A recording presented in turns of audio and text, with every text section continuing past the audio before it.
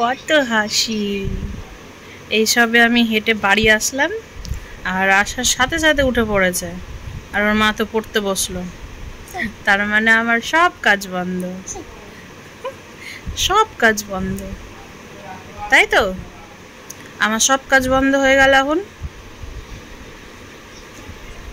দিদুন দিদুন দিদুন দিদুন, ও দিদুন, বসে থাকো বসে থাকো, দিদুন দিদুন।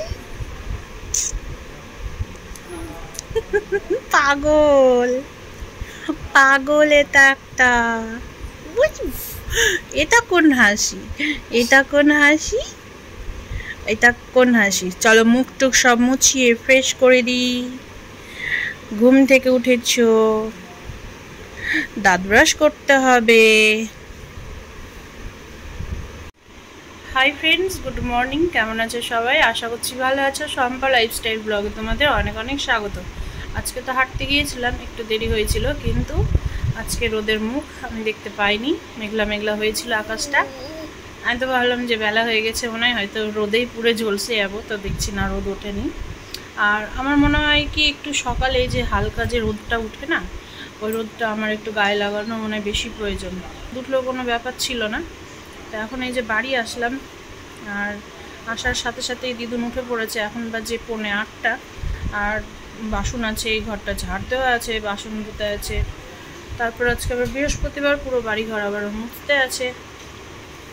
তো এদিকে দাদার হাট আছে, রান্নাবান্না আছে, অনেক কাজের চাপ আছে। আজকে আবার ওর মা যাবে স্কুলে, তিতলি যাবে না, ওর মা যাবে। ওর মা আজকে স্কুল করে আসবে, তিতলি কালকে স্কুল যাবে। হাসিটা দেখো না, এইভাবে তখন হাসি। এরকম হাসি কান্না দেখতে ভালো লাগে বলো তো? মনে হবে কি যতবার দেখবো ততবারই কম। হ্যাঁ, যতবার দেখবো ততবারই কম। ঘুম থেকে উঠে বসে এরকম করে হাসি দিয়ে দিচ্ছে, কেমন করে কেমন করে, আবার একটু দাও একটু দাও একটু দাও একটু দাও। তো আমি এই যে এখন দিদুনকে নিয়ে এইভাবে বসে আছি, কারণ হচ্ছে কোনো কাজ করতেই পারবো না ওকে রেখে। ঘরটারও ঝাড় দেওয়া, বিছানা গোছানো কিচ্ছু হয়নি, বাসন টাসন ধোয়া কিছুই হয়নি। তো এইভাবে নিয়ে এখন বসে আছি। দুইজনের মধ্যে একজন আসলে আমি হয়তো তাহলে দিয়ে কাজ করতে পারবো, ঠিক আছে? কারণ এরকমভাবে এখন এই 10:30 পর্যন্ত, 10টা পর্যন্ত নিয়ে বসে থাকতে হবে।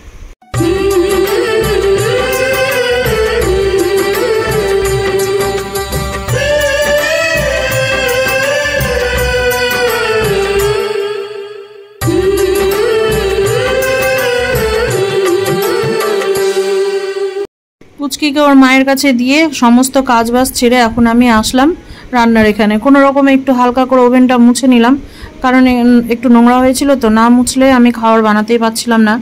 ভেবেছিলাম একটু চাল ডাল সেদ্ধ করব, কিন্তু এখন দেখছি কি পাউরুটি নিয়ে এসছে ওর বাবা, একটা বড় স্লাইস পাউরুটি যে হয় সেই পাউরুটি নিয়ে এসছে। ওই পাউরুটিটা যদি এখন খেয়ে যদি না শেষ করি, থাকলে আবার বকবে। আর পাউরুটি তো জানোই বেশি দিন থাকবে না, আর বেশি দিন রেখে খাওয়া উচিত না পাউরুটি, আমি যেটা জানি।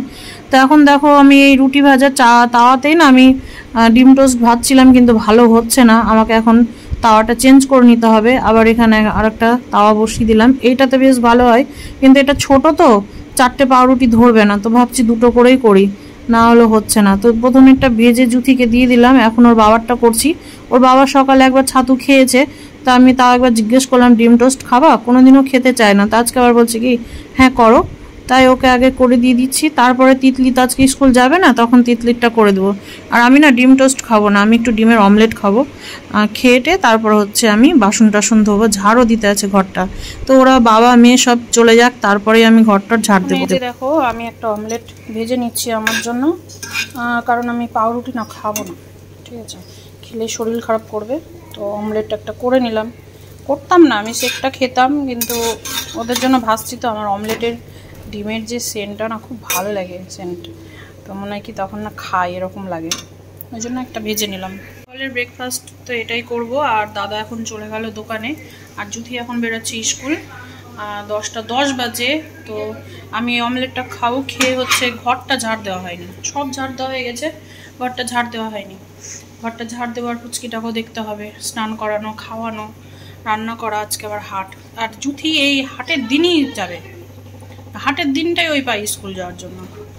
এত অসুবিধা হয়ে যায়। আমি এদিকে ফুল টুল কলা টলা নিয়ে এসেছি, কখন যে আমি পুজো দেবো। আজকে আবার শাক আছে, শাকটা ধোয়া কাটা ঝামেলা কত বলো তো। এই শাক ধোয়া বাছা কাটার জন্য না আমি শাক নিয়ে আসা বন্ধ করে দিয়েছি জানো। কিন্তু ওর বাবা হাতে করে কিনলো খাওয়ার জন্য, তো করতে তো হবেই। আর হচ্ছে ওই যে পাঙাশ মাছ আছে, ওইটাই করব রান্না। আর হচ্ছে একটু ডাল আছে, হ্যাঁ, আর একটু ডাল আছে কালকের। ডাল আজকে ডাল রান্না করতাম জানিস, আজকে ডাল রান্না করতাম আমি, তো কালকের ডালটা আছে, ওই জন্য আবার ডাল করব থেকে যাবে। ওই জন্য ভাবলাম যে চলো আজকে পাঙাশ মাছটাই রান্না করি, অল্প ডাল আছে। আর হচ্ছে শাক করব। আর বেগুন না, কয়টা বেগুন আছে, আগের বেগুনগুলো নষ্ট হচ্ছে, তো ভাবছি বেগুন দিয়ে আর দুটো পাঙাশ মাছ দিয়ে একটু ভাঙা, হেভি লাগে খেতে কিন্তু। হুম, কেন কিছুই বলে না, ছুটি হলে তাড়াতাড়ি চলে আসিস। ভেবেছিলাম ফুল ক্লাস করব, কিন্তু করব না আজকে, ক্লাস পাই না। আমার বাড়িটাও এখন ফাঁকা হয়ে গেল, আর এখন আমার ঝাড় টাড় দিতে, বাসন টাসন ধুতেও সুবিধা হবে। দেখবে যদি 1 ঘন্টার জন্য যদি মানে একটু ঘরটার ফাঁকা হয় না, তাহলে দেখবে সমস্ত কাজ বাজ যেন হয়ে যায় তাড়াতাড়ি, এরকম মনে হয়। আর এই যে যতক্ষণ না দোকান টোকান যায় না, ততক্ষণ এই নিচের ঘরটা কোনো মতেই ঝাড় দেওয়া যায় না। মানে ওপরের ঘর থেকে এসে নিচের ঘরে এসেই বসে থাকবে।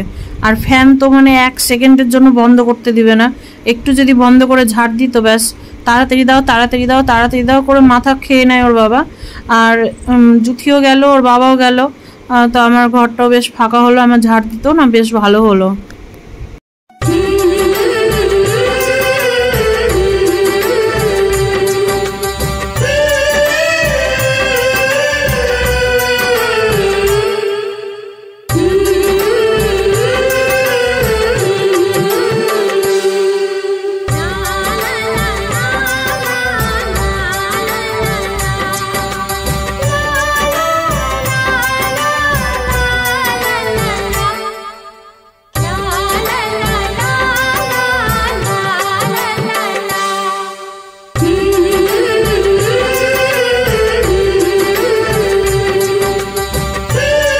মাছের কালারটা কি এসছে দেখো, টমেটো দেওয়া আছে তো, টমেটো শুকনো লঙ্কা, ওই জন্য এরকম কালারটা এসছে।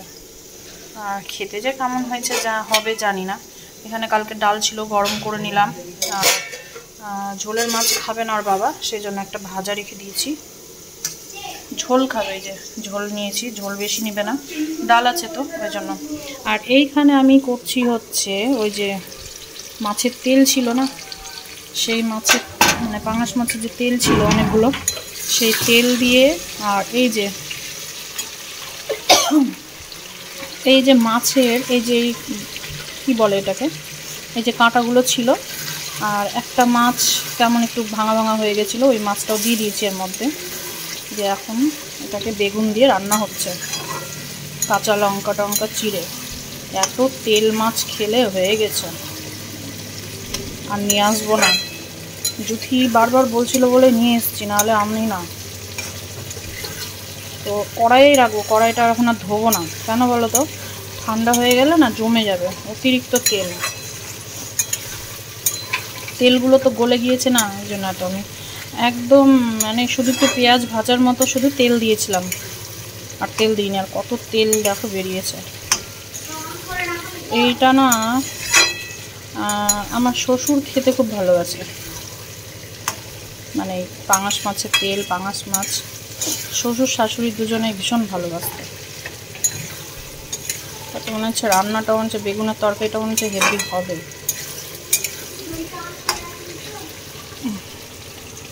তো এই যে ওর বাবাকে ভাত দিয়ে দিই, এত তেল মাছ ও খেতে চাইবে না, দেবো না বেগুনের তেলটা।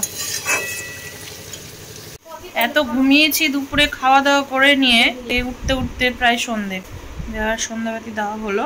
আর এখন এই যে দেখো এনার্জি ড্রিঙ্ক খাচ্ছি আমি, বাজে কিন্তু 7:30। বসে বসে একটা অ্যাপ দেখছিলাম, তো সেই অ্যাপের ব্যাপারে একটু মানে জানছিলাম আর কি ইউটিউব থেকে।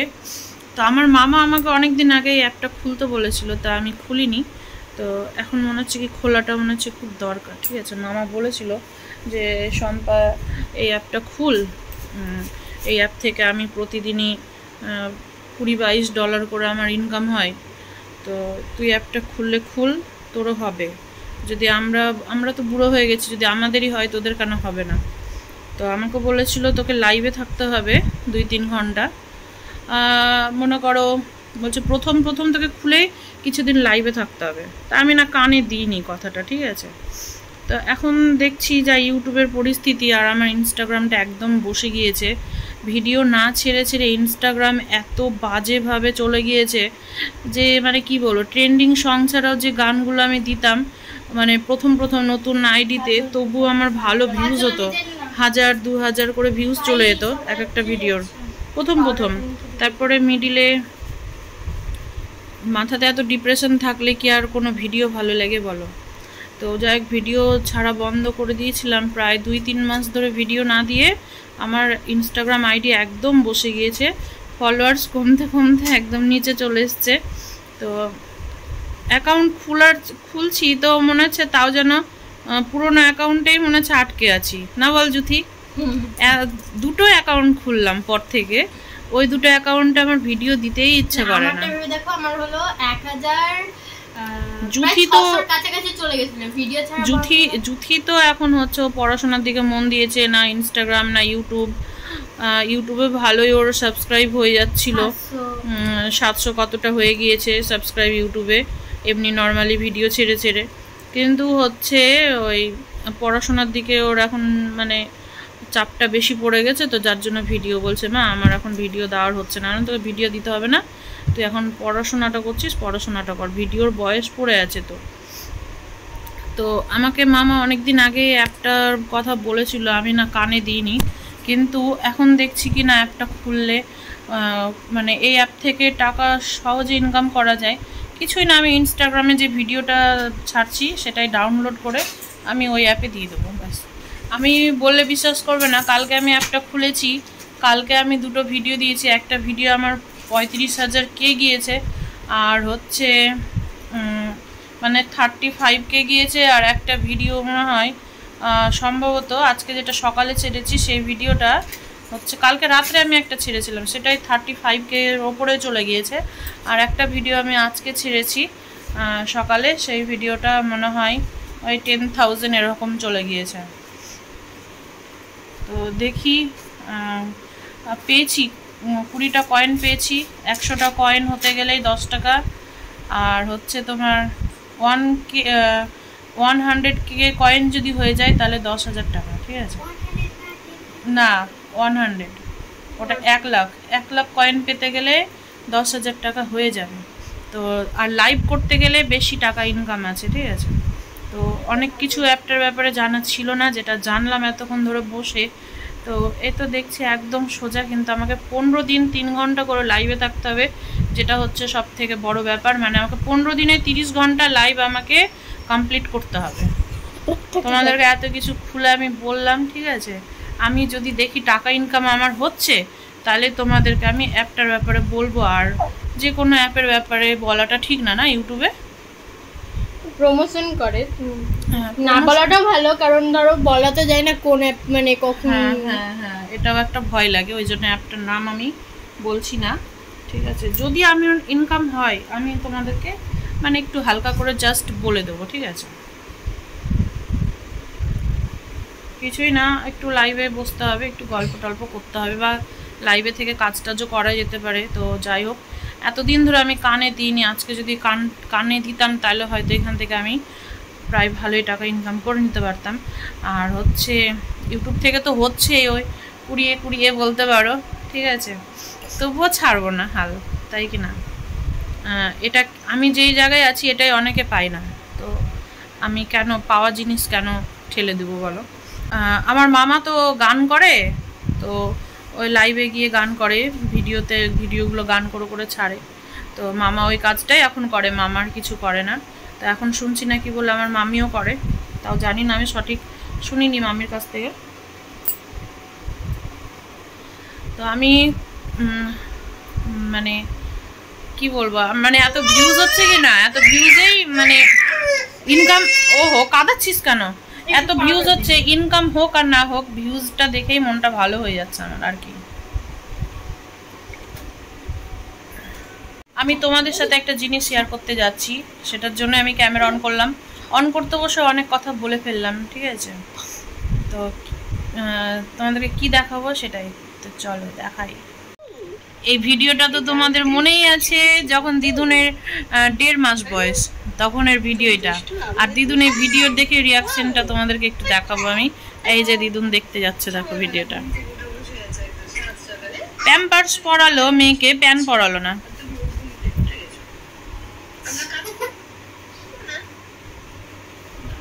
তাও ভালো, মেয়েকে প্যান পরালো না, জামা দিয়ে ঢেকে দিল। এবার দিদুনের রিয়াকশনটা একটু দেখে নি।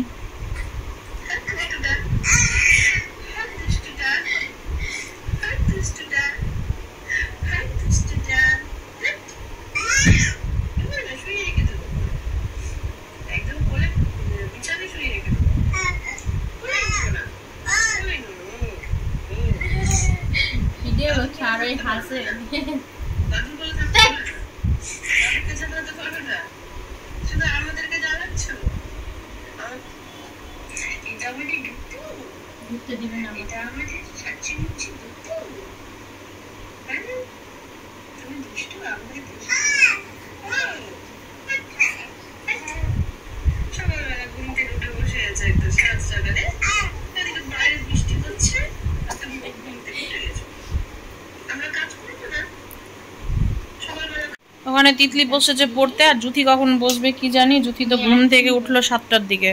আমি স্কুলে কমপ্লিট করে এসেছি। স্কুলে আজকে গেলাম, মানে স্যার পড়াটা করেছিল, যা দেখছি পড়াতে তাই পড়া আমার টিউশনিতেও চলছে, মুখস্থ হয়ে গিয়েছে কম বেশি। কি অবস্থা! এনার্জি ড্রিঙ্ক খেয়ে কাপটা রেখেছি তো দেখো, বড়দের মতন চুমুক চুমুক ছিল। দে কাপ দে। তো রুটি ভাজবো, রুটি ভেজে নেবো ভাবছি তাড়াতাড়ি। তো ওই যে ওর বাবা বলছে কি যে তুমি তো আমাকে একটু রুটিটা গরম গরম ভেজে দিতে পারো। তো দেখি, হাট থেকে হাটে গিয়েছে তো, হাটে আসুক। কালকেও বলছিল গরম গরম রুটি তো দিতে পারো, একদম গরম গরম ভেজে ভেজে একদম নামিয়ে দিতে বলে। বাড়িতে তাড়াতাড়ি টাইম মতো আসলে তো ভালো লাগে বল। কখনো 9:30, কখনো 10টা, কখনো 10:30, কবে 11:15, কবে 11টা, কোনো তো ঠিক নেই। দুদিন দেখছি আবার একটু তাড়াতাড়ি ঢুকছে। 9টার মধ্যে ঢুকে গেলে গরম গরম রুটি ভেজে দিতে ভালো লাগে।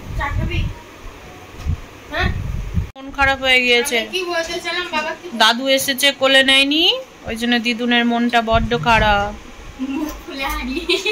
ওখানে দাঁড়িয়ে আছে চুপচাপ।